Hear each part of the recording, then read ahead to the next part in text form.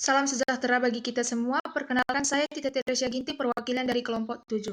Pada video ini saya berkesempatan menjelaskan pelajaran PKN dengan materi pengaruh kemajuan IPTEK terhadap NKRI.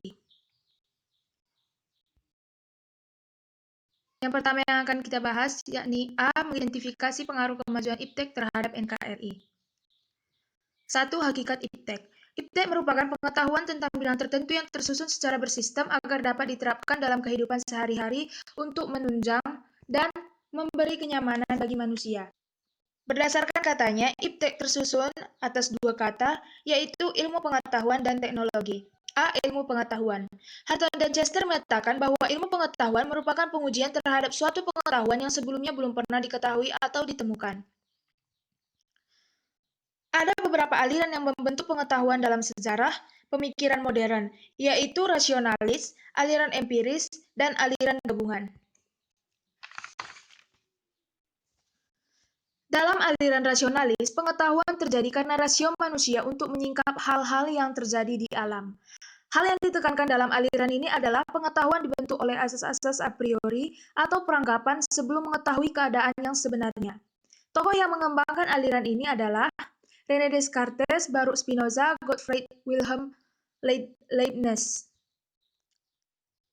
Aliran empiris mengedepankan pengalaman atau asas a posteriori. Dalam hal ini, pengetahuan diperoleh berdasarkan observasi secara empiris.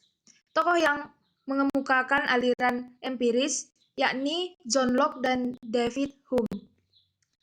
Lalu, aliran gabungan merupakan hasil dari penggabungan antara kedua aliran sebelumnya. B. Teknologi.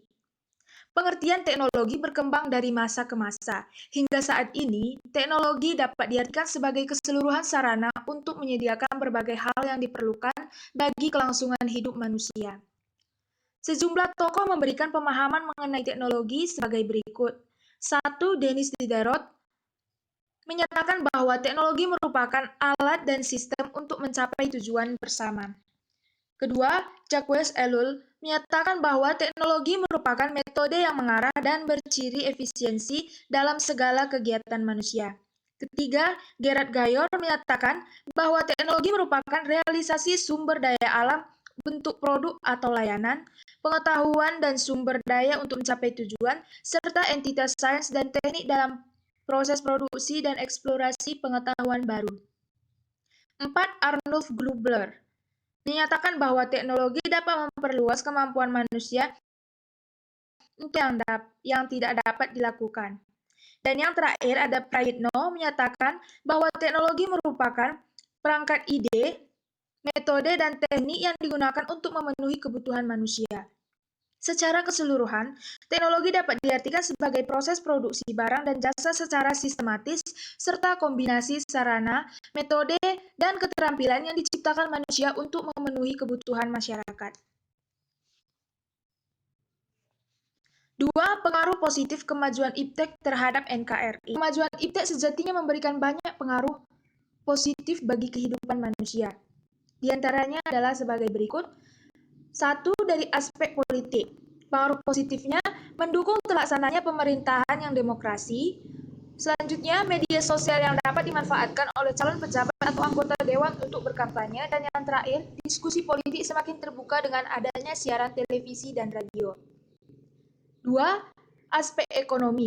Pengaruh positifnya keterbukaan sistem perekonomian global sehingga pihak luar tertarik menanamkan modal atau mengirim tenaga ahli. Lalu peningkatan produktivitas berupa penggunaan robot atau mesin dalam pembuatan perangkat. Dan yang terakhir, memudahkan konsumen untuk mengirim informasi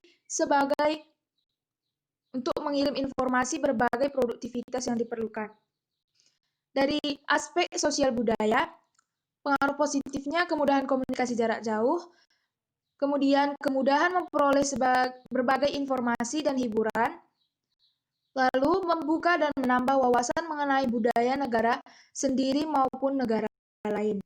Dan yang keempat, aspek hukum dan pertahanan. Pengaruh positifnya, kemudahan mengidentifikasi pelaku kejahatan melalui pemeriksaan DNA, lalu kejahatan dapat dipantau dan direkam melalui CCTV. Selanjutnya, mengatasi ancaman peperangan dengan negara lain. dan penggunaan teknologi senjata jarak jauh dengan ketepatan yang tinggi. 3. Pengaruh negatif kemajuan iptek terhadap NKRI. Dari segi politik, kemudahan mendapatkan berita mengenai kebijakan publik atau tokoh politik, baik yang benar maupun tidak benar. Timbulnya perpecahan akibat fanatisme terhadap tokoh politik tertentu dan menyebarkan pemikiran yang tidak benar seperti teroris separatisme. Dari aspek ekonomi, timbulnya sikap konsumerisme, sikap tidak menghargai proses pembuatan dan pengiriman barang karena menginginkan secara instan, dan pengalihan SDM ke robot atau mesin. Dari aspek sosial budaya, menghindari pertemuan langsung dengan tatap muka, ketergantungan anak-anak terhadap smartphone sehingga dapat menurunkan prestasi atau kepekaan sosial. Dan yang terakhir, pengikisan budaya asli Indonesia oleh budaya asing. Dari aspek hukum dan pertahanan, terganggunya privasi, pemalsuan identitas, serta pencurian data kartu kredit secara elektronik. B. Sikap selektif dalam menghadapi berbagai pengaruh kemajuan iptek. 1. Sikap tanggung jawab dalam pengembangan iptek. Tujuan penggunaan iptek yang dilandasi Pancasila dan pengabdian pada negara juga sesuai dengan cita-cita bangsa Indonesia yang tertuang dalam pembukaan Undang-Undang NRI tahun 1945. Perwujudan sikap yang tanggung jawab dalam pengembangan iptek yakni 1. Pengembangan iptek harus memperhatikan etika. Kedua, pengembangan iptek harus memperhatikan aspek-aspek yang harus ada di lingkungan sekitar. Yang ketiga, pengembangan iptek harus memperhatikan nilai guna dari pengembangan yang dilakukan. 2. Sikap selektif terhadap pengaruh kemajuan iptek. Pengaruh kemajuan iptek sudah seharusnya disikapi secara selektif dalam